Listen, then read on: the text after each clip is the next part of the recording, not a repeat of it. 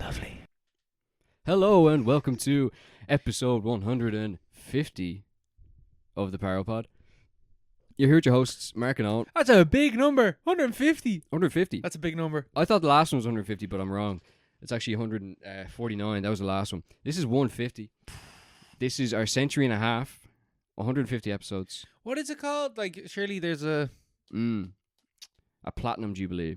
Sure, yeah. Platinum. I was going to say, my question was going to be, what did they call that? Like, 150-year anniversary. Like, marriage anniversary. It's like, I don't think there's ever been 150 Yeah. anniversary. Yeah, I don't think there is a word for it. The only word I can think of is incredible. Amazing. We'll make one right now. Impressive. Paroorium. There you go. What? They are made up a word. Paroorium. Paroorium. Paroorium? Paroorium. Paroorium. It's like platinum, but paro. Yeah, that's going to be the title of the episode. That's already settled down. It's like, the caption's going to be Paroorium, brackets, I don't know how to spell that. Yeah, we'll figure that out. We'll fix that in post. Yeah. But yeah, that's a discussion for after the recording. But yeah, you're here with your hosts, Mark and Owen, as usual. We're back again. A year older, a year wiser. Yes, birthdays have been had. We both had birthdays, which is the reason why this episode's a week late. yeah, it's because we both been busy, getting older, learning, aging, learning more about the world, and yeah, it's that time of year, so very pensive, very kind of thinking about things, but like yeah. Feel that. But we're back at it. Paddy's Day also happened. Yeah. Paddy's Day was there. Yeah, I went to Edinburgh as well. There's a few different things that just kind of occurred over the last while. So many stories to tell. Just so much to get into. I don't even know where to start. Probably talking about a recommended film. We could introduce our recommended film first. Our recommended film for this episode is Fatal Deviation, 1998. Oh yeah, spot on. Yeah, Irish movie, the first, only, and last Irish martial arts movie ever produced. It's set in Trim, County Meath, and it follows the. It doesn't matter what it follows because I don't have the synopsis in front of me, and we're going to explain it later. But it's a cracker of a movie, and it has a guy from Boyzone in it. So we're going to talk about that later on. I pulled up like the plot summary, but the plot summary is literally just the entire plot. Movie, yeah. Yeah, this is a very low budget movie, a labor of love, we might say. We may say. So yeah, we'll discuss that later on in the episode. So many movies to get through. We've quite a few movies. Because I think you've been. I've been plowing through a few. I've been plowing through a few, but a lot of them been rewatches. I'm not going to touch on most of them. But a few of them, yeah, I've things to say, things that need to be discussed. I've also plowed through a few movies myself as well, so we've been a collective sort this episode. Yes, indeed. Where do you want to start? Hit us with a movie, Mark. What movie have you been watching? What movie have I been watching? Which movie have you been watching that you want to talk about? Yeah, okay. Let's go with Long Legs. Rewatch of Long Legs. I rewatched Long Legs. So I saw this movie last year when it came out in cinema. I also saw it the same way. Lighthouse. Did we talk? I think we talked about this already before the podcast. We did, yes. Pretty sure we did. I don't know if we talked about it on the podcast. We didn't really.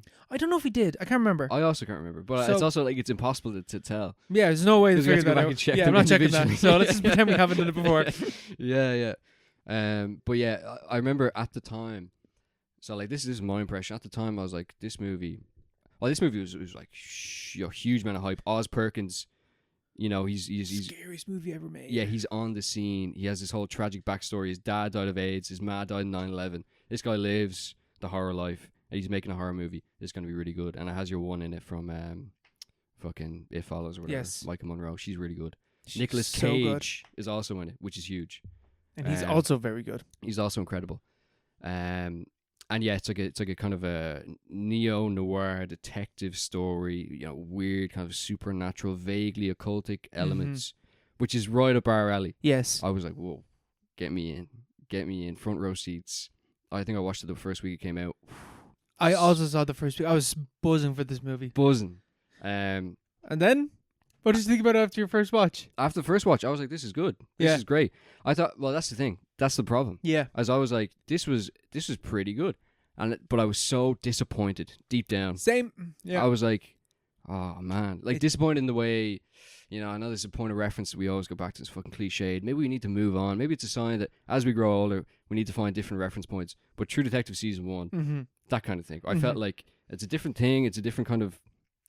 It's nearly the reverse situation, in terms of the way the actual story goes. I just thought it was just a bit all over the shop. The ending. Oh yeah, the ending just goes. It goes crazy. super supernatural, but to the point where like I think spoilers for Long Legs if you haven't seen it, but it's been a year, yeah. Like it's revealed in the end it's the devil, and I think we talked about this. I was like, oh, like you went the supernatural route, and I like that, but the reveal that it's the devil was boring. It's so boring. Yeah, it's like, oh, okay, right. It's the devil. They lean into it so hard, and they explain it like fully. It's such a ridiculous explanation. I thought, like, obviously, it's the devil. Like, whatever, it's gonna be ridiculous. But like, I don't know. It doesn't even really make any sense. Like, it makes sense within the story, but like, but I don't know. I remember I had a really positive, kind of anticipation for the movie. I was like expecting a lot, and it really did live up to it for the vast majority of the movie. 2/3 of the movie, yes. And then it gets towards the end, it just kind of falls apart a bit, and I didn't like that. But I was still, like, this is grand. But then I kind of forgot about it. Rewatched it there last week, and all I could think about was the ending. Like, it's just the ending, just kind of they're on the rewatch. I was just like, this movie's just actually ruined by the ending. So you didn't warm to it at all? No, I didn't warm to it. No. Damn, I was hoping that you were gonna say, on rewatch, I actually enjoyed it a lot more. No. Ah, fuck, right. I hated it more. Ah, fuck. I was like, this is just, I don't know. I didn't hate it. I never hated it. I don't hate it now. I just felt so hung up on the fact that that ending just goes off in just a strange direction. It's just a very, like, obviously it's a strange movie. It's a scary movie, and it's about possession. Yeah. But I just thought it was like the way it's built up, and all the different bits and pieces, it's all kind of coming together. But they all slot into place kind of just too easily, I think. Yeah, I think the ending is too. I think a little movie like that, the ending's, it's just so ridiculous. It's too neat. It's too neat. What did you think? I think that, like, I thought the same thing when I watched it. I was like, oh man, I felt so let down. I think at like a certain point, I can't remember. I think at the point where it's revealed that the main girl, can't think of her name because it's been forever, but whatever the character's name, when it's revealed that she's the girl at the start of the movie, and they start like really explaining like everything. I just think like horror shouldn't like, depending on the type of horror, but most horror is better if you don't explain it, because you don't need to explain it. It's better to let people's imaginations come up with the fear itself. Like The Shining, like there's no real explanation in the movie as to what the fuck is actually happening. Exactly, and that makes it all the more scary. And multiple rewatches, it's still never like 100% clear as to what is actually happening. And it's forever a scary movie because of that. Yeah. Like, even when you've seen it like 100,000 times, it's still scary. It still gets underneath your skin. Yeah, because what you're thinking of is like what's not there, but it's still interfering with the story. Yes, you can think of that as like, you can see it in a different way every time you watch it, because it's all in your head. Yeah, Yeah. But if you're kind of, if you're nailing it down, I feel like it just kind of, it does limit the story to some extent, especially when you're talking about demons or ghosts. Yeah, where it's something that it's just naturally a bit creepier. I think if it doesn't really make any sense. If it's left a little bit ambiguous. Yeah. What was have you rewatched it? What was your No, impression? I haven't rewatched it, but I've been wanting to, because I thought, like, after my first watch, I was like, the same thing. Was like, man, that didn't hit as much as I wanted it to hit. But like, I think it looks great. It's acted great. Yeah. The sound is amazing. Like, everything. It's incredible. Everything about the film is fucking 10 out of 10. But there's no sauce. The sauce isn't there. Yeah. The vibe isn't there. It's missing the sauce. And so, but the vibes are there. It's like the vibology, the mojo. yeah, the mojo, yeah. It's something missing. There's something, yeah. There's that something that's missing. So I was thinking, well, if I rewatch it, will I enjoy it more? Because my expectations are now actually set to what the film is, and so therefore I could probably appreciate it a lot more. Yeah, but I don't know, because I still don't I still don't like the ending. Like, in my head, I still don't like the ending. So I don't know. Yeah. Like, there was, I found myself kind of, when I was watching it, trying to see things that maybe weren't there with the ending as well. Like, as in the ending maybe isn't. You're trying to make it more ambiguous for yourself. Maybe, yeah. But like, I felt like I was kind of grasping straws. I think I said to Orla as well at the time. I was like, maybe it's about this, and she was just like, she rolled her eyes. Just like, fuck's sake, you pretentious cunt. Stop going on about this. It's about devil. This is about the devil. It's about the devil. No. But like, it's like, the whole idea, like, her mom is in the cycle of trauma and all that stuff. Mm-hmm. Like, that's maybe an obvious one. But like some kind of like social reading of it, the fact that it's about families, and family killers. I can't remember exactly what I thought. The solution to it was, but I thought there was something in that, and maybe I didn't. It came to my mind, and I just kind of like flew away a little bit. So I didn't think about it too much. But it's frustrating. It's just the fact that the first like 2/3 of the movie you're like, wow, this is tops. Yeah. This is peak. It's very, very mysterious. And then I think it's as soon as they capture Longlegs, it's just the mystique goes. Yeah, the mystique, yeah. And it's just a bit strange. And the whole thing with the dolls, definitely creepy. The mom shoots someone at one stage, I remember. Yeah, that was cool. Yeah. That was scary, but like the whole end scene with her partner, and like the start with the partner is so good. The start when they're knocking to doors, and then that's amazing. Fucking guy blows his head off. So yeah, it's so freaky. I was like, oh shit, did not expect that. It's an incredible way to start the movie, because you're just like straight away kind of on edge a little bit. But yeah, I don't know. It's just maybe there is something else to be considered there within the movie. Even the fact that she walks in, like, her mom goes to the house of her partner, like, at the end of the movie, and bad things are gonna happen because it's already been established. Like, it's all been explained to us what's gonna happen now. Yeah. And she walks in, and she just like Harker. That's her name. Harker is the detective's name, like the main character. She walks in. She doesn't really do anything though. What was that? I think that's what I was. What made me think, why is she just kind of stand there? Yeah, so just complicit. Yeah, but it's not necessarily she's possessed. It's just more like she's just doesn't want to take any action. I don't know. What does that mean? I don't know. But is that more? Is the movie saying something about that?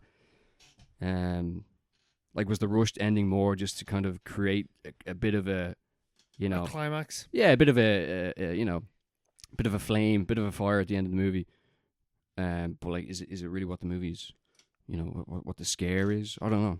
But I still, it was reinforced. I was like, if only that ending, it just kind of landed a bit better. If only that ending hit. If only the ending hit. Yeah. It's just, you just kind of, you walk out of it, bit of blue balls, and you're like, oh, kind of, like, you don't really need to think about the movie afterwards. It doesn't linger with you, in my opinion. I think that's what is that I walked out of the cinema, I was like, I have no questions. There's nothing in this movie that's going to stick with me. Yeah. It's like the Q&A is all there. It's FAQ. Yeah. Who is this? Why did he do it? The birthdays. The devil. This is the devil. Yeah. Here's why. The dolls. I remember seeing like a TikTok afterwards being like, oh, the devil was there the entire time in the background. I was like, okay, cool. Like, sure. Fine. Was he?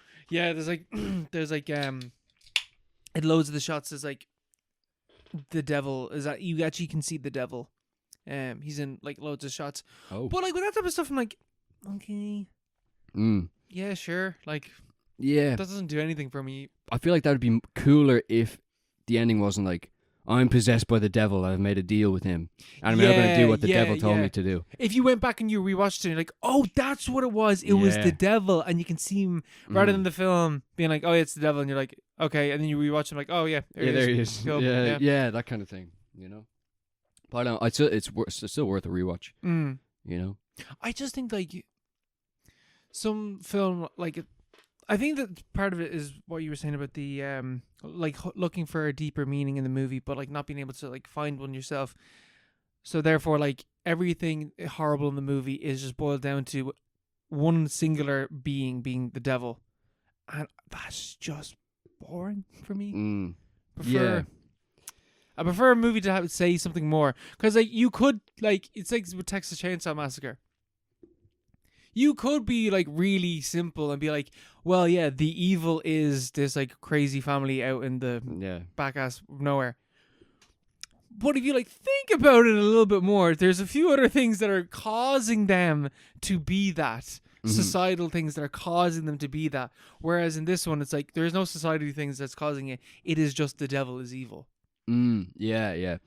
And like, and you have, like in Texas Chainsaw, you have like just like the direction of the writing, just like hints, random stuff like that. Yeah. Where you can like see things. Yeah, the lore is built up a little bit, and you're like, Mars or Mercury's in retrograde, but also there's you know, economic crashes that are happening everywhere, and like there's something evil afoot. Yeah, the oil is set when it was, and like that's maybe just because it was actually made during that time, but like it's also like maybe accidentally or whatever. It doesn't matter what it was. It was part of the story. But in this one, I'm not really sure how that would make sense. It's set in the 90s, and like all the families that are part of the story, they're all set in like kind of remote locations, kind of farmsteads and stuff. I don't know. Maybe is that saying the nuclear family or whatever? It's not economics and stuff like that. Maybe, I don't know. Maybe, but it's not really.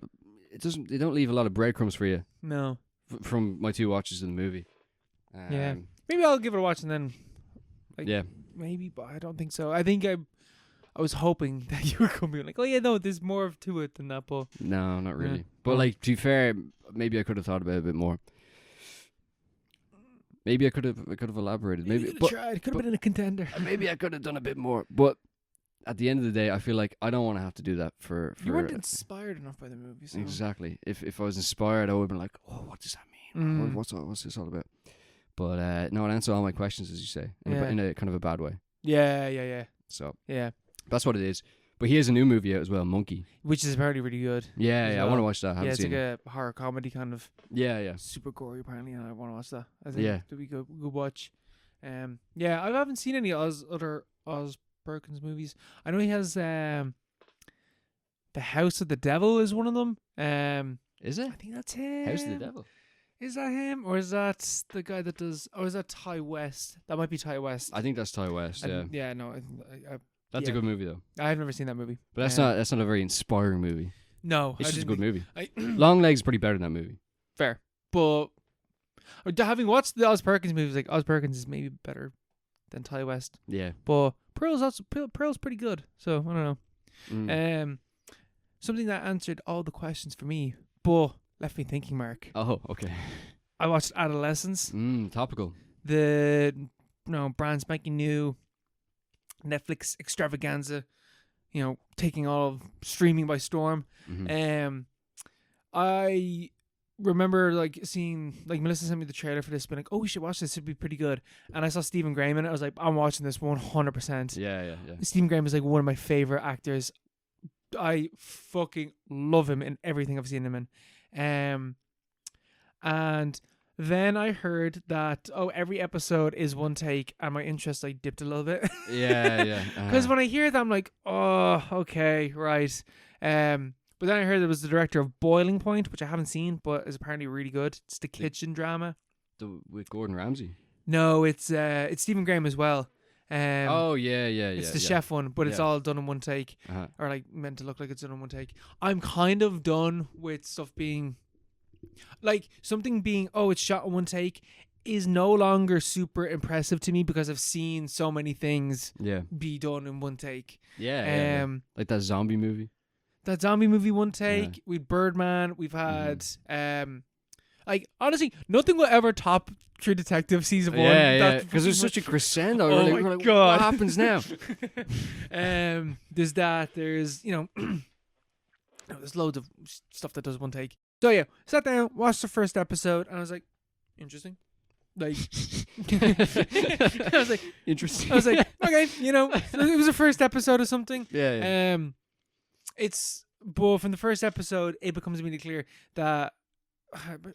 Do I need to explain what Adolescence is about? Like, I feel like everyone It's probably about knows. kids stabbing someone else. It's about a kid murders. Like, it's not a like, oh, did the kid kills someone, and it's a why done it, as opposed to who done it. And like at the start, one thing that Melissa pointed out straight away was that the kid never says in the first episode, "I didn't do it."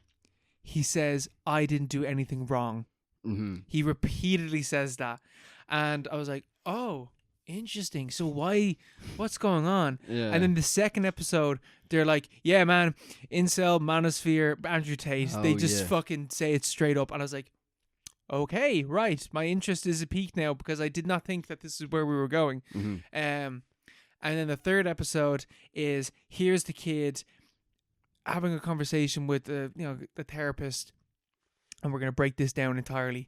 And you're going to see the influence that the manosphere and right-wing incel ideology has had on this kid. And it is one of the most fucked up things I've ever seen on a TV show. And then the fourth episode is, here's what the family have to deal with now. Here's a family dealing with this. And the parents blaming themselves for this because they didn't properly protect their son from the shit online. Because they didn't have to deal with it. This is stuff that no one's had to deal with yet. So while, yes, like these parents are somewhat to blame in this, there's other factors involved, but obviously like the parents are going to blame themselves. And it's so interesting. It's thought-provoking. Oh. It's with a capital T and a capital P. What were the thoughts? The thoughts were, I have never seen a show or anything just like be like this. This is the cause for a lot of the problems in society. This is how you can try to tackle these problems, and also like this issue is much bigger than parents, watching what their kids are doing in their bedrooms. Like literally, there's a bit where Stephen Graham is like bawling his eyes out in the fourth episode, and he's like, "We thought." Like, he was inside. We thought he was safe in his room. We thought that, like, nothing could harm him in his room. And that's why, like, we didn't pay attention. But really, the things that fucked him up were the things that he got on the computer. In his room, yeah. In his room. Where, like, and in the second episode, it's not even that it's in the room. It's in the schools. Because there's, like, it's on the phones. And everyone has the phone. And there's loads of shots of, like, kids just on their phone, just scrolling on their phone, taking TikToks and videos and stuff like that. It's like, there's no escaping this. Yeah. This is ever reaching, and it's sinister, and it creeps into every nook and cranny. And then you have the third episode again, which is like breaking it down. And there's a bit where like the psychologist is asking him like, oh, like basically like, why did like how do you feel about yourself? And he's like, well, I'm ugly. And it's like, what, like, why do you think that? I was like, well, look at me, I'm clearly ugly. Because he's been told. Yeah, he's an incel. He's even too young to be an incel because he's 13. Yeah.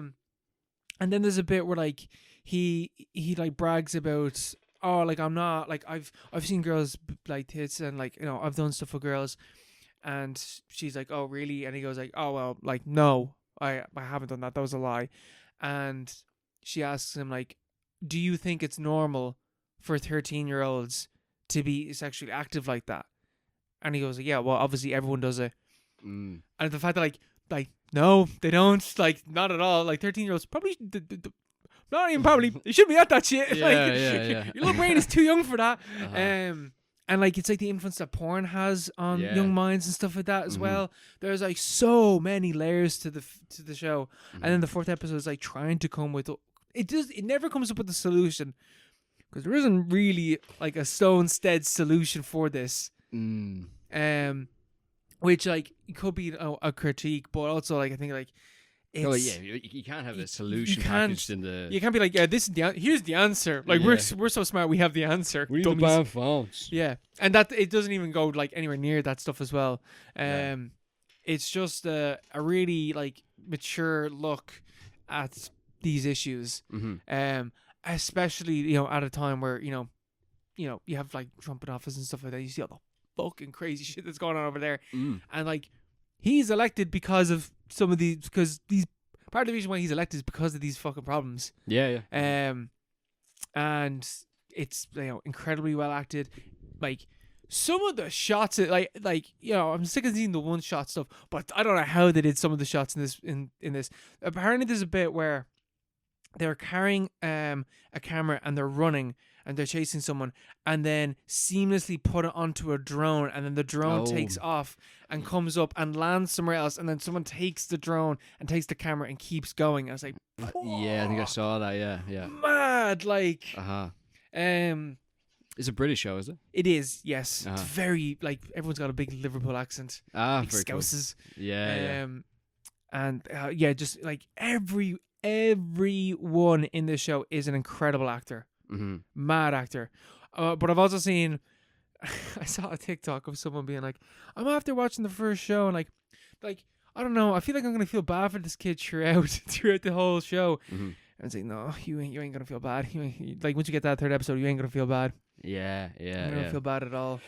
Yeah. It sounds very grim. It is, but it sounds thought-provoking. It's thought-provoking. It's topical. It's 4 hours. It's not even 4 hours long. It's 4 episodes that are 45 minutes. Yeah, it's a series, yeah. Like, but this is not, I don't think this is something that you can binge. Like, I watched one episode, then I watched 2 episodes, the second and third episode, and then watched the 4th episode, like, afterwards. Like, I watched it in 3 sittings, because like, I think the double whammy of the second and third episode, the second episode being in the school and like looking at all that stuff, and there is like some answers to stuff. Like, one of the things in it is about like masculinity and like dads teaching their young sons how to fucking act properly, and like be fucking normal, and, you know, have self-esteem and take pride in yourself, and for dads to tell their sons, I'm proud of you, because obviously, like, you know, dads are pretty important in young men's lives. Yeah. Like, in the second episode, you can see that there's a character that might he could steer the same way, but then his dad, like, really, like, he was like, right, I need to watch out for my son and take proper care of him, because that's the only way that you can deal with this stuff, is, you know, taking care of them and, like, guiding them. Mm-hmm. Whereas with Stephen Graham's character, like, it was too late for him to be able to do that. Yeah. So dire. Oh, it is. So but dire. It shows that there's hope. There is hope. There is a way out. Oh yeah. But it's hard. Yeah. Apparently, that's all like that is like my friends that are teachers say that's all, like that happens. Oh yeah, I say so. That's the case with a lot of the kids, a lot of the like the lads in schools, and that there is that weird kind of gender gap as well, where like the girls are generally normal, but like the lads would be, you know, like 10 or 12 or whatever, saying like, you know, like women shouldn't have rights and all, like seriously, like like saying like weird, bizarre stuff like that. Mm-hmm. One of my friends got into an argument with one of his students because he was talking about how cool Andrew Tate is. And my mate was like, he's a rapist. Like, he would rape, or like he would bring harm to like the people that you love, and like he's a horrible, horrible person. And they had it out in class. And he was like, it's a healthy way to, like, you have to put the kid down in front of everyone else. Yeah, kind of. But like, obviously, he wasn't bad about it. But it's a weird line it's a weird kind of. Yeah, you cannot just be like fence to straddle where you can't just be like, you're a fucking idiot. Yeah, like that's. You have to try and teach him. You have to teach him, but like, you're a fucking idiot. Him down. Yeah. You're a fucking idiot, and this is the reason why. yeah. But it's very disturbing. Yeah, it is. I don't know how would you tackle that? Like the kind of the amount of exposure kids have, or everyone has to all the online stuff these days. You know, like maybe like 10 hours screen time. They can bring it into school, have it in class, do whatever they want. And then, it's like they get home, their parents pretty working. They pretty don't see their parents too much either. Where's the supervision? Are those bonds being forged properly? Like, do they have that father figure, or you know, a mother figure or whatever, to be able to like guide them, to slap them down when they're being an idiot, rather than having the teacher do it? Yeah, like, I don't know. Yeah, it's tough. It is and tough. It goes way beyond just kind of like social, you know, like how you treat the people around you. So I think you need to actually have like social engineering at like a state level. Yeah. Where it's like you're like, I don't know, you like make certain things illegal, or like you give more time to parents more time off or something like that to look after children of a certain age, or Yeah. I don't know. Because even Or you like, force them to bring them out, or you ban phones, or I don't know. Well, I mean, ban phones from school is a good idea. Like, Oh yeah, of like, course. that's a good idea. But they ban like Wi-Fi. You can't use Wi-Fi in school. Or you can't use 3G. Like they have disruptors, like signal disruptors these days, and it stops the kids from getting from accessing the internet. Good. But it doesn't work that well though. Yeah, because but they still do it. yeah, But they should have stronger disruptors or something like that. I titanium don't know. walls is what you need. Yeah, Lock these kids cages. in. Each child should have a cage. But it's like because me and Melissa were like just chatting about it afterwards, and we're talking about like how like algorithms work, and like I said, they're like, oh yeah, like I was flicking through like Instagram, and I'm every so often get like a gym thing, and then all of a sudden I started getting like Andrew Tate shit, or like not even Andrew Tate shit, but stuff that I could clearly see was gonna go down a certain route. Particularly videos of women, and like women, like larger women and stuff like that, and be like, oh, you should be eating this, you should be doing that, blah blah blah blah blah blah, and then be like, this is weird, why am I trying to get that, and then getting more extreme stuff.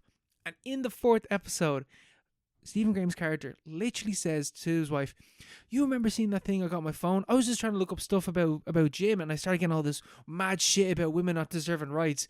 Like, how is that? Like, I think the way to do it is a state level intervening with these companies, being like, you are not allowed to push this info at all. Yeah, like that exists though. That's the thing. The Digital Safety Act in the EU, and it's administered from here in Ireland, from Dublin.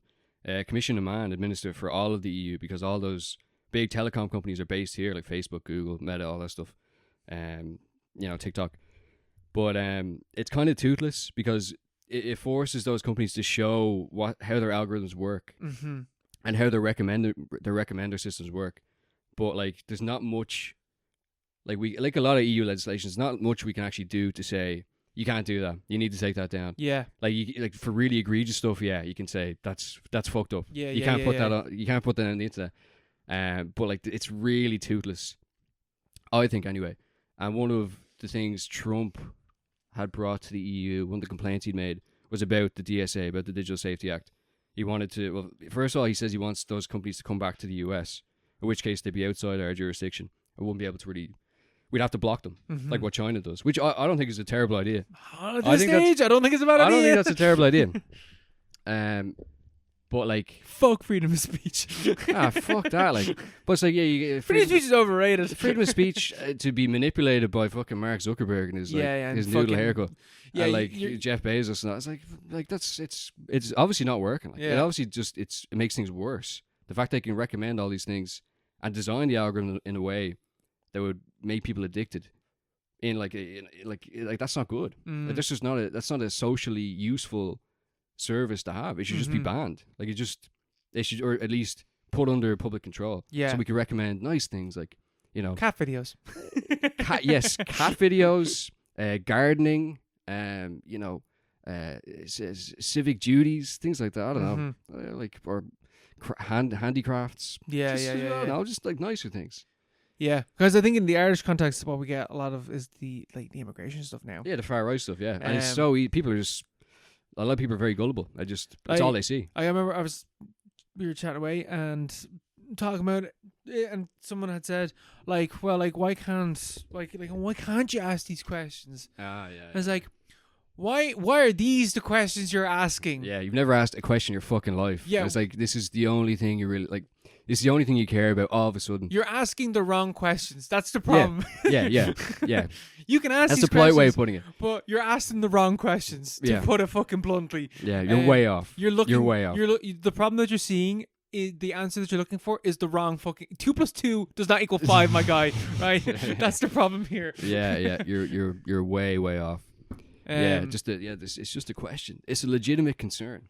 Like, I saw this thing about like how Ukrainian refugees are able to claim back car fixes. Yeah. And immediately I was like, what the fuck? Why am I paying my taxes going towards fixing like these Ukrainians' cars? And then I found out later on that Ukrainian refugees get €85 per person per week. Mhm. I was like, you know what, fair enough then. I'll pay your fucking, you know what, you get a €360, 370, what the fuck, 380, there we go, fast maths, a month per person. Fair enough. I don't mind paying for your car to be fixed then, because you cannot afford it, and you probably need that Yeah, to get your kids to school, to get food, to get to your job, whatever the fuck you're doing. if they didn't have the car, then they wouldn't have a job, and then they'd be like, "Oh, they don't have any jobs." They're not contributing to society. Yeah, but it's like, "Oh, well, I have to pay for my car to be fixed."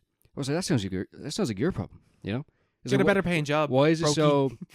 Or like, why is it so expensive for all these things to begin with? That's nothing to do with them. It's Mhm. it's about everything else. Yeah. But yeah, they're asking the wrong questions of the wrong people, and it's very easy for like like politicians and just like people that are more powerful to just deflect everything to, like, there's no one lobbying for refugees or for immigrants or for Mhm.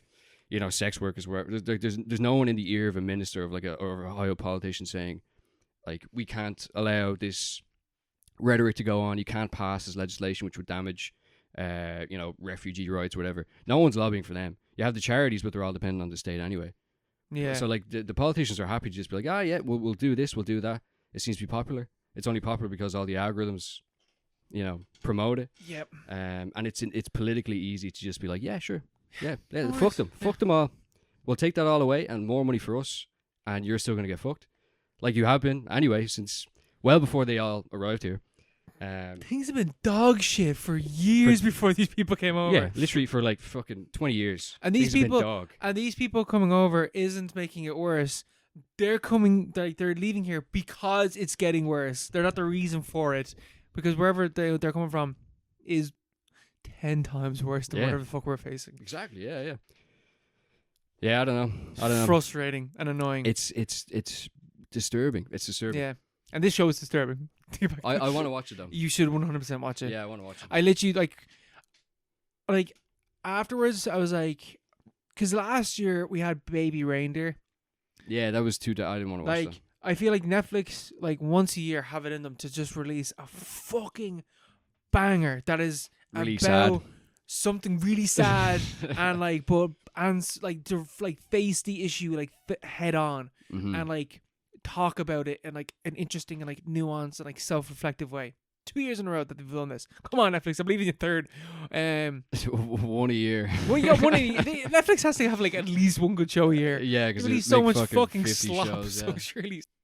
Whoops, accident hit pause. But like they have it in them to fucking do like one good Yeah. show a year. Yeah, Please. And this is this year's good show by Netflix. Very good. But yeah. I'll ship it on. Hi, let's talk about the big piece of shit that we also watched. The robotic elephant in the room. Oh. Transformers: The Last Night. Oh. The Order of Witwicken? This is the ancient order that Anthony Hopkins is a part of. Which did you know that Transformers had been around since long before Sam Witwicky discovered them? So, Feel like they say that in every movie. They do that, and they keep like changing like how involved in like human history they were. Yeah, it's always like, what? Was like, didn't that happen in the last movie? No, no, the second movie is like, oh yeah, they were here, they were Yeah. here at the start of human civilization. Yeah. Why are we shocked that they were anywhere else? Like, I'm not. I knocked this on. I started this movie like a fucking month ago, and I never finished this movie. But I started this movie, and my dad came in, and he's like, "Oh, what are you watching?" And he was looking at fucking like knights in armor, like fighting each other. And I was like, "Oh, I'm watching Transformers 5." And he's like, "Transformers? What?" And he stood there watching it, and he was like, "How? Why does it get here?" And I was like, "I don't know. I don't know how to Yeah. explain this." And then Stanley Tucci's in this movie again for some reason, even though he's in the last one. And then the dragon appeared, and my dad was like, "Oh, okay, right. I think I need to watch this movie," and then just left the room. yeah. Politely being like, this looks dog shit. This is fucking terrible. And that was the best bit of the movie. This movie is one of the worst movies I've ever seen. Easily. But I don't even think it's correlated with the actual like what my eyes saw on the screen, but like the emotions it stirred up inside me. I was just so angry at. Is even Michael Bay that made this? Yeah, no, is it Michael Bay? Yeah, this movie is. He progressively got worse at making movies somehow throughout this franchise. You see, he's working with Trump now. He's making movies for Trump or something. Not even like vaguely surprised at that. It sounds like a Michael Bay thing to me. Having seen this, I'm like, yeah, you would support Trump, wouldn't you, you piece of shit? Of course, yeah, yeah, like your movies. This is such a I can't even put into words how fucking dog shit. This is one of the worst movies I've ever seen in my entire life. It's so bad. I haven't even seen the entire movie. No, I haven't. I watched 2/3 of this movie and I could not bring myself. I sat down to watch this movie 5 times and I couldn't get through it. And the second time or third time I sat down, I was like, I can't remember what happened in the last half hour and I don't want to rewind it. I don't want to watch it again. Yeah. So I rewound. I was like, oh, fuck this movie. At least I watched the half hour again and I turned it off again. I couldn't get through this fucking piece of shit. It's so bad. It's that feeling that you talk about, Mark, for me was a perfect concoction of anger as to what I was watching and complete and utter fucking boredom. Yeah. Nothing in this movie was like, it was such a piece of shit. And like visually, irritated me. In this movie, I won't even talk about the plot in this movie because I actually don't know what happened in the movie. They're like Optimus Prime fucks off and gets taken over by like some alien. Becomes evil, and then he probably becomes good at the end. I didn't get that far, and then he becomes good at the end. There's it's like King Arthur and the Round Knights and whatever the fuck is going on. Cybertron is like merging into Earth, and it's revealed that Earth is actually a giant robot. Is Cybertron's like long lost enemy or some fucking bullshit. Yeah, Earth itself is like a fucking robot or something. Which is like why is this happening in the 5th movie? Why is it? All the reviews from all the other movies, why is it? Anyway, the flickering aspect ratio in this movie was the thing that like actually just I couldn't stand and stomach it. Like I was sitting there watching, I was like, why does this look so weird? And then like started looking at the edges of my screen, and I was like, wait a second, we're flicking from like full widescreen to 16:3 to fucking letterbox to 1:1 1:1 to fucking TikTok mode. I couldn't, but I was like, and like bits where there's like a shot reverse shot of two characters talking, and the aspect ratio is changing and not changing to the same aspect ratio each time. It would be like widescreen, then like flick to you, and then be like letterbox, flick back to me, which was previously widescreen, and be like 1-for-1 or whatever. Like there's no rhyme or reason at all for what was happening. It was influenced by Xavier Dolan. He was experimenting with aspect ratios at the time. Yeah, it was. But just it doesn't. Why is it in the movie? Liam at work told me that it's a 3D thing. That it has something to do with 3D. Yeah, but okay. Which is even like more of a fucking. This movie's like 2016 or 2015. Why the fuck are we still doing fucking 3D this late into the game? Yeah, I don't remember this being in 3D. Yeah. I also don't remember this movie coming out. Like I couldn't believe that there were like. I vaguely remember coming out, but like this movie is 3 hours long as well. It's unbelievable. Like this was like I don't know. It also made nearly $500 million, which is like a lot. A gross reflection on humanity. Yeah, bizarre, just really bizarre, and it was just. Like I kept saying to myself, it's just a kids movie. It's just a kids movie. But it's not. It's not. It's like it has like weird like sex jokes and stuff. And like it's so racist as well. It's really yeah, it brings back the racist robots for some reason. Man, yeah, and it was like it was down on them as well. Yeah, but it's like 10 years after you first introduced that idea. And it's like 20. It was like 20. Is this 2017 or 2016 or something like that? I have no idea. Like this is too late in the game. Wait, it was already too late in the game for you to be doing the fucking first time you did it. Yeah. When did this movie come out? I also one thing I absolutely despised was the introduction of like when they're like, for some reason humans decided to start working with Megatron. 2017. Trump was elected when this movie came out. Yeah. June 20th, 2017. That's mad. There's no way we're still doing 3D this late into the game. Yeah, that's weird. I don't remember that at all. But like this movie came out 9 years after Avatar. There's no way we're still doing 3D that late. The bit where they're like working with Megatron and they're like, oh, what do you want? And he starts naming off all these Decepticons. They have this like weird like like lockdown, and like it shows lockdown as like, oh, Grim Shaker or whatever, fucking Grimace is there or whatever. Grimace. And it's like these weird like like stops and like shows stats, and I was like, what? Yeah. What was that about? And like stylistically, this has nothing to do with the rest of the movie either. I just thought like Yeah, that was so weird. Like it would pause and like show their name and stuff.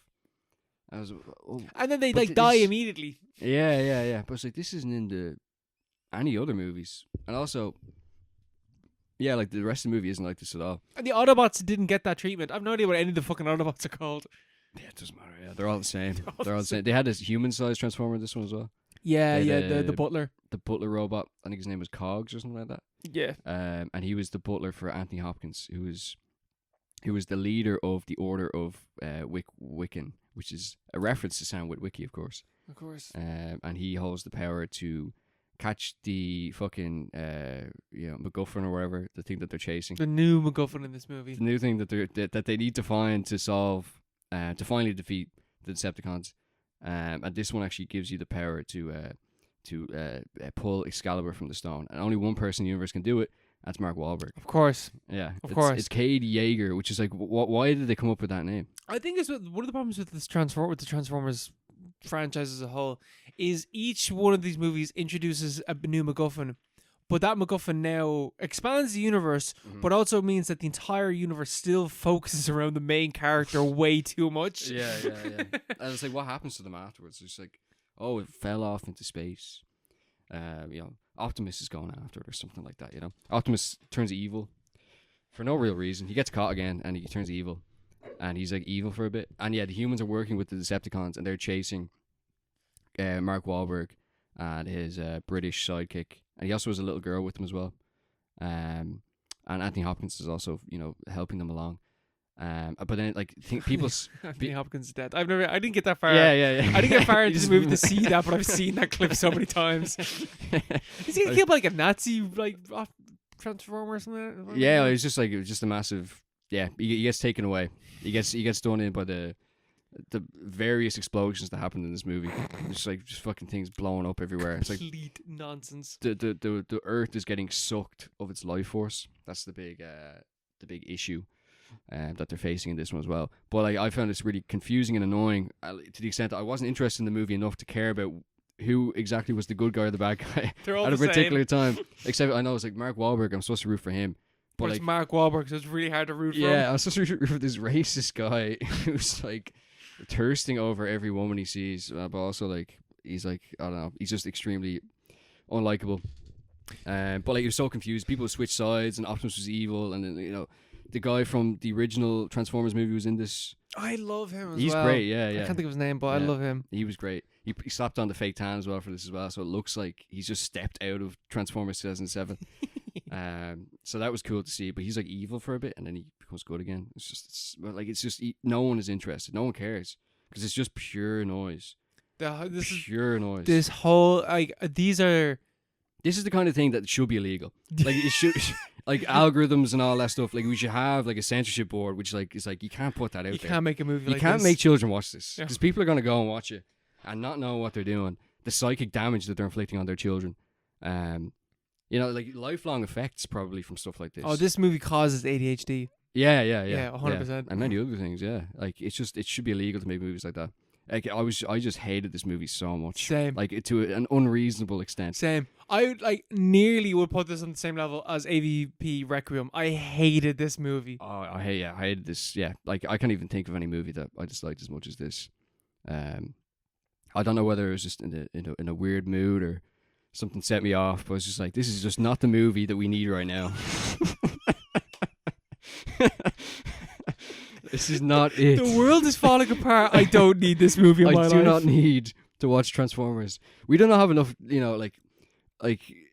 life is too short to watch movies like this. That is like it's just so fucking true. 3 hours long. I was just like, I'm being robbed. Life is too short to watch movies this bad. Do not watch this movie.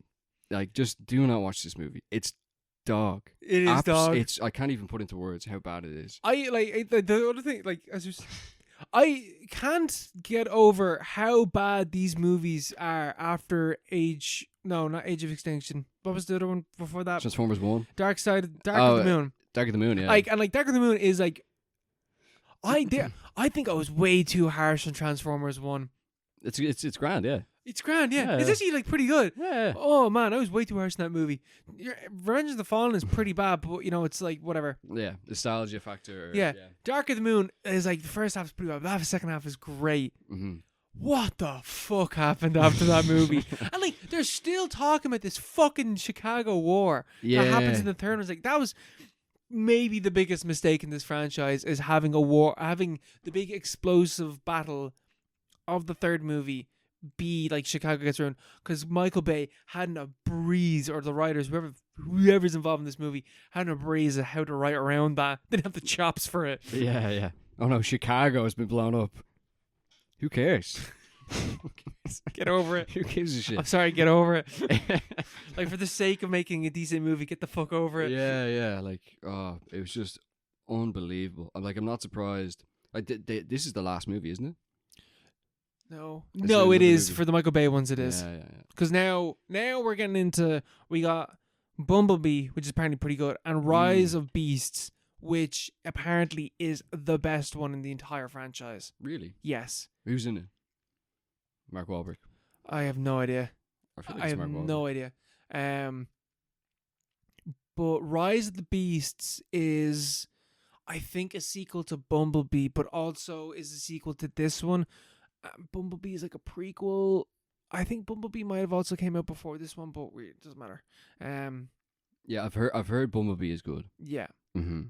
And we also got to do Transformers 1, Yeah, which is the newest one. the animated one. The animated one. Mm-hmm. I'm also thinking maybe we should probably like cleanse the palate a little bit and watch the original, like the old cartoon movie, the Yeah, first one. Yeah. And because apparently that's got like some like existential dread in it. That's really cool. So there's that. Yeah. It sounds like the movie we need. Yeah, I need some existential dread after watching this movie. Yeah. This gave me enough, but I'll go again. I'll go again. But yeah, apparently Rise of the Beast is pretty good. It's a prequel to the original movie Okay. and a sequel to Bumblebee. Oh, perfect. So okay. that sounds kind of to go together.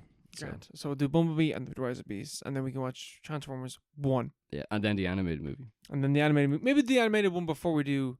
No, wait. We'll do Transformers 1, and then we'll do the animated movie. Yeah. Because the animated movie would be technically a sequel or a prequel. I guess Transformers 1 is a prequel to the animated one, but whatever.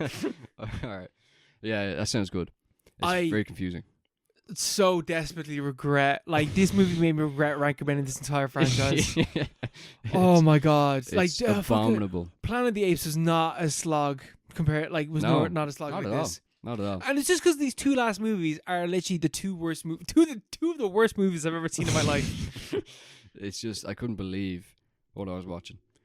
I couldn't believe it. Just complete nonsense. But it also, like, maybe it's good that we can't, kind of make sense of a movie like this, or is that like kind of the point? Like, if like we can like the point, like $600 million at the box office, people sat down and watched this whole movie. Like, what happened? What's going on with them? What's the crack with them? But like we were watching it and it's like, what's going on? You have to step away. I feel like most people's reaction would be like, I need to step away from this. Like, I can't continue I'd watching say this. they just shoved popcorn into their mouth and just enjoyed the explosions. It's just Well, the experience. I need to. I would love to meet. A fan of this movie. Yeah, a defender of this movie. Be like, it's actually not that bad. I would love to meet someone like that. Not even that they like it, but that they think it's not that bad. Yeah. Lock this man up. Lock this guy up. Yeah. God. Yeah. Oh dear. Well, we'll go for a break. Let's go for a break. Yeah. And now for our recommended movie of the week. Fatal Deviation, 1998, Irish amateur independent movie. Oh, independent is fucking. This is very, very independent. There. This is a standalone movie. 72 minutes long. 76. Excuse me. Fatal Deviation. A troubled young man returns to his hometown to find it in the grip of a drug gang, whom he fights off via a slightly inexplicable martial arts tournament.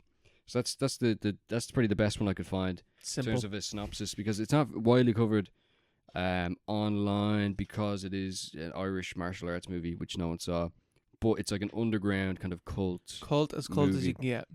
It's a big cult movie. It's on YouTube, and if you go through the YouTube comments, it's just people from like who were in college in like the early 2000s talking about like smoking joints and watching this in like weird like you know, illegal cinemas or something like that. I don't know. It's weird. Yeah, I mean, I watched this movie on YouTube. So anyway, to watch this movie. Yeah. It's made for YouTube. Big YouTube energy off this movie. Yeah, it's got the aesthetics, got the grains, video. Yeah, it's good. I wonder, like, how many physical copies of this movie are there? Because apparently, when it was just straight to DVD. Yeah. I'd say. Well, I wonder how much one is to buy. Let's have a quick moozy. Just to before we get on to this, Fatal Deviation DVD, eBay, shitty eBay's database. Hairy Baby. Hold on, Fatal Deviation. Hold up. Oh wait, that's a T-shirt. Oh, but it's a T-shirt of the movie though. It is a T-shirt of the movie. Oh, that's sick. Swap a DVD. Hold on. Oh, there's one for $12 here. That's incredibly cheap. I was expecting far more expensive than that. There's one here on DVDlady.com. Damn, DVD lady. For $12. There's one for €25 on hairybaby.com. That $12 is like fairly. It's very reasonable. I don't know if that wouldn't work though, would it? What do you mean? Is that's their different region to us, aren't they? I suppose. The one here on hairybaby.com. Oh man. Is €25. Madness. Right. Yeah. But yeah, what did you think of Fatal Deviation? Man, this is like, okay, I know we were talking about like last night, one of the worst movies I've ever seen. Mm-hmm. In terms of filmmaking, this is also like one of the worst movies I've ever seen. But the feeling is different. Great vibes. And that's the difference between a bad movie and a good movie. It's the feeling. It's the feeling. It's the emotion. It's the vibe. It's the passion. It's the sauce. This movie has liters of sauce. This is like almost like remember we watched Who Killed Captain Alex? Did you watch that movie? No, you didn't watch. Who Killed Captain Alex? It was the movie made in Nigeria. Oh yeah, I remember you telling me about it. Yeah. Ethiopia. Oh god, I can't remember where that movie was made. Nollywood, wasn't it? Yeah. Oh man, what? Oh my, no, I need to look that up as well because the whole thing is like X's first action movie. Captain Alex. Africa. What movie is this? Ugandan. Yeah, Ugandan. Yeah. That movie has like way more heart and love put into it than this movie. But this movie, there is like similarities, I could say, between the two. This is a pure passion project by the main guy, Mick. What the fuck is this guy's name? Who? The fella that made this movie. Oh, I don't know. God, we should have been more prepared. I had to fucking listen in front of my name. Okay. James P. Bennett. Jimmy Bennett. Yeah. Which I think is hilarious that he named the character after himself. Yeah. Because it's a movie about him. This is a biography. Yeah, it's literally all him, yeah. Do you know what the story behind this movie is? No. Fill me in. James P. Bennett is an actual like martial arts like practitioner. Kung Fu, karate, whatever he's doing in this movie. He does that. And he had heard that people in Hong Kong had heard about him, and were thinking about like getting him over to do a movie. So, but they hadn't like seen any of his stuff because I don't think he'd been in any movies or anything like that. So he made this movie as basically a show reel for what he could do. Oh, okay. So this is basically like this is a very egotistical movie. It is, yeah. But in the same way that like The Room is a complete ego trip, and people like love that movie, I don't mind the ego trip in this one. It's like the goofiest movie I've ever seen. It's also incredibly Irish in terms of like there's a cut in this movie, and I think it's a mace or a cost cutter. And I lost my fucking shit when I saw it. Yeah. I literally was like, no, like there's a hard cut and it's just the outside of a maze. I was like, that's sick. That's so cool. That's representation right there. Yeah. It's such a 90s movie as well. Like there's a real 90s vibe in this movie. Mm-hmm. It looks like everyone's dressed like it's Ireland in the 90s. Yeah. It's very Irish, and yeah, it's in Trim, which is like, you know, the middle of nowhere in the 90s. It's the most Irish place in the world. Yeah, middle of nowhere now. In the 90s, it was like, you know, this is the only video camera they had in Trim at the time. And these are and everyone that's in Trim is in this movie. Yeah, it's like 8 people. Yeah, I thought it was brilliant as well. Great spirit behind the movie. Yeah, it's like technically like dog shit. Like just like the sound is looks like shit, sounds like shit. The sound is ridiculous. Yeah, like you can't even hear it. Like the acting is so bad from everybody, but everyone's having you can tell they're having a laugh. Mm-hmm. They're having a good laugh. They're having fun. Yeah, and like it makes sense that it's like more of a show reel, because it is just like getting from montage to montage, and like even like the score is so ridiculous. Like it sounds like a Mario Kart level, and like random scenes, and then it's a montage of him like training and like beating up trees, but the song is about crying yourself to sleep and giving up. Because it's just must have been just some random guy in the local area had a track that he could put on it. Some of the songs as well are like so melodramatic, but then like it's just him walking down like, you know, country roads. Yeah, it was like do do do do do do do do do. It's also like mad how little Ireland, like the middle of Ireland, like west of Ireland, has changed in like 30 years. Yeah, like those roads, I guarantee you look the exact same. Yeah, they haven't been paved again. Yeah, they're still the same. Old Trim's probably. I've never been to Trim, but I'm sure it's quite similar. And yeah, Mikey Graham from Boyzone for some reason is in this movie. That doesn't make any sense with idea how he's in this movie. The rest of the background to the movie, why he agreed to go into this, because this was like at the height of his fame. This was like he was the most. He must have known like Jimmy Bennett.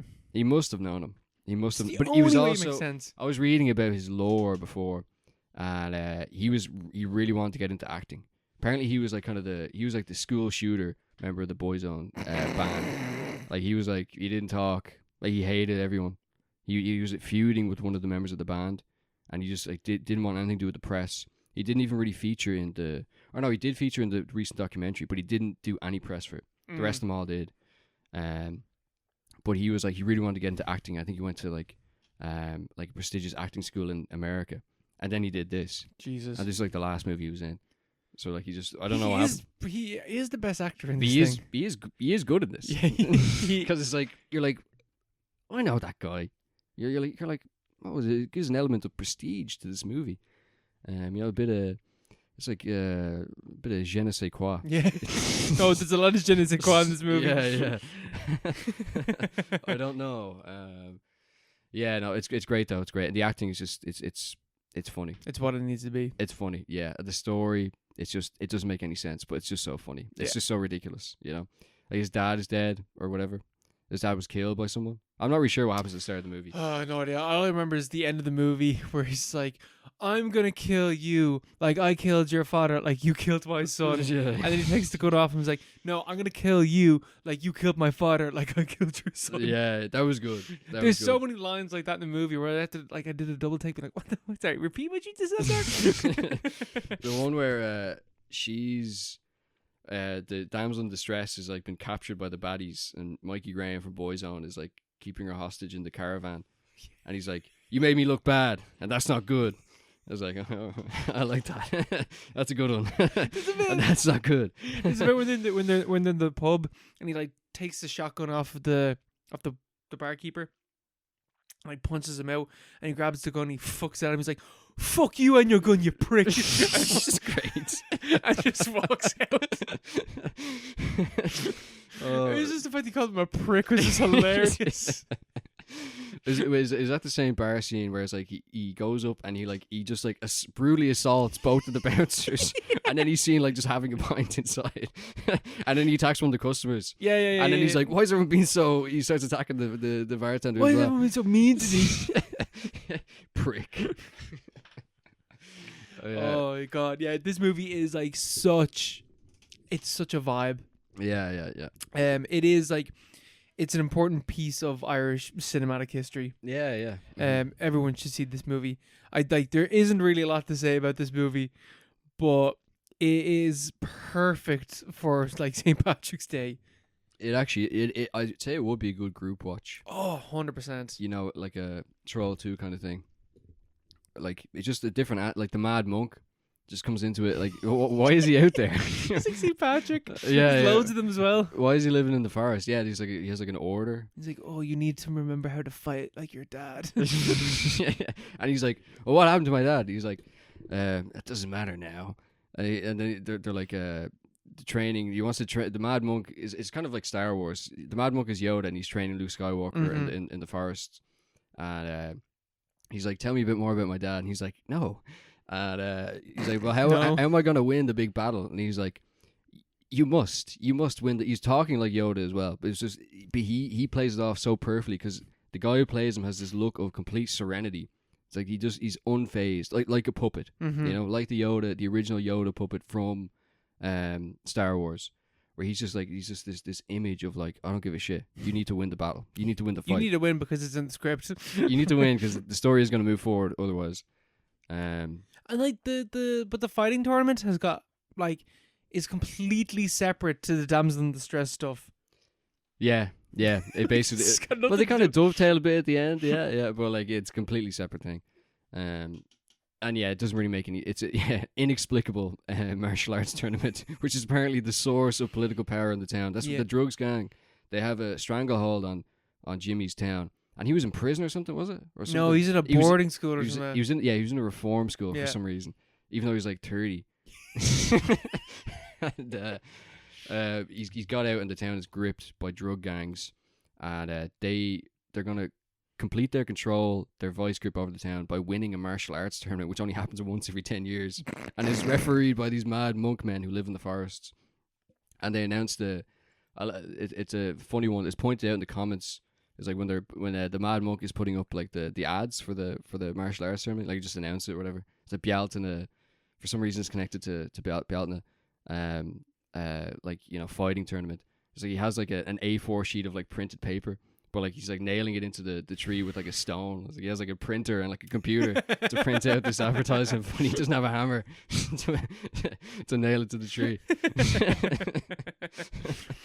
I think you'd be happy to know that because of this movie, James Bennett did get to achieve his lifelong dream. Oh. And was in a movie with Steven Seagal. Oh, really? Yes. Oh, very cool. So this movie did achieve everything it set out to do, and he got to make a movie with Steven Seagal, who apparently is his like hero. Yeah, you can kind of see. You can see. You can see it. Yeah. Man, we should watch some Steven Seagal movies. Yeah, I think that would be a show. Yeah. I've never seen any of them. Yeah, I just know he like puts on like a black accent for no reason, but he dresses like he's from China, you know, in like his later movies. Yeah, he's a white man who dresses Asian but talks black. Yeah. Like apparently like in his later years, he can't like he can't do any stunts because he's like 70 years old. So like half the movie he's just sitting down, and then the action sequences you just stand up and just like do like the hand movements of martial arts. I think he does like this thing where like he can like throw his energy at you is one of the things that Steven Seagal does. Which, to be fair, James Bennett's not doing that in this. James Bennett's kicking the shit. He's doing those stunts, and he's doing them really cool and well in montages. The splits across the chairs. He does it twice in this movie, and both times like fair play, man. Yeah. He's tops, and you can see there's a blooper reel at the end of the movie as well. Which I think is great. Adds a lot of character to the movie because it's like, you know, we're not taking ourselves too seriously. We had a laugh while we had fun. Yeah, we you know, it's an answer to the question that you would have been asking the entire movie. Is like, is this on purpose? And it's like these people were having a ball making it. You know? Yeah. And he's like hurting people. Oh yeah. It's like people fall over. He's like, I'm not doing that again. It's like he kicks him over a wall. That's the one take. They've no like landing pad. They just have like a pillow on the ground, and he misses the pillow and just like slams his head. And he's like, you're all right, dog. One more. You know the bit where like is he driving the car? Yeah, he drives the car and he crashes it. Yeah. That was an accident. That wasn't meant to happen. He legit just crashed the car. I'm presuming he wasn't the driver. Well, I'm presuming he would have had to have been. Yeah, I don't know. James Bennett does his own stunts. Well, yeah, when he's standing up on the motorcycle. Oh fuck yeah! That was crazy. He's getting chased by a car and it's full of people with guns, and he stands up on the motorcycle, makes himself bigger, and starts shooting at them, kills them all, and it's a brilliant scene. But it's like that must have been real because it's like he's going along, and he's standing on the motorbike. But yeah, it's full of scenes like that, and then the end, kind of the final tournament where he's fighting for. The Force ghost of his father is waiting on his shoulder to give him the boost so that he can redeem the town of Trim. That fucking tournament goes on for ages. Goes on for fucking ever, yeah. It goes on for fucking ages. There's a scene earlier in the movie where they're at a fairground, and it goes on for I feel like it goes on for 2 minutes. And just it's like the most annoying fairground music you've ever heard. Yeah, it's just drilled into stock your brain. music. Yeah. But yeah, the tournament goes on forever, and he's battling Bane at the end. He's fucking Batman. I picked up and fucking broken over his knee. Yeah. And and he's about to lose, and then the monk is in the background, and he goes, "Fatal deviation, fatal deviation," and then he's like, "Oh yeah." That's the name of the movie. Fuck. Oh, that's the name of the movie. It's like he pulls some secret move or something like that. I can't remember. I'm not really sure what that referred to. I watched this movie completely sober, but I felt drunk watching it. Yeah. Yeah, no, this is a wee charm of a movie. Mm-hmm. Yeah. Fuck you and your gun, you prick. It's just to the point, isn't it? Yeah, fair enough. He doesn't take the gun with him as well. He just leaves it there. Yeah. Even though he's got all these gangsters that are trying to kill him, but he doesn't need it because he's got his fists. He doesn't. Yeah, his fists are registered as weapons. Yeah, that's it. Yeah. His feet more so. Man, this guy can kick. Yeah, his flying kicks are insane. Yeah, beautiful. They are actually really, really impressive. Yeah. Everything about this movie is impressive. Yeah. And the old man as well. The father of the boy's own fella. He's great. Oh, he was like the actual gangster. He was like yeah. Because there's 3 villains in this movie. Yeah. There's the tournament villain, which is the big Bane dude. Then there's guy from Boyzone, and then his dad. Yeah. He was clearly just a local old man who's reading his lines minutes before he steps in front of the camera. Or just is reading them off the fucking in between the camera cutting to him. It's The blooper reel where he's getting direction at the end, where it's the guys, one of his henchmen has come in, and he's like, Jimmy Bennett's back in town, and he can't get the gangster, the old man gangster can't get the intonation of surprise saying Jimmy Bennett. He's like, oh, Jimmy Bennett,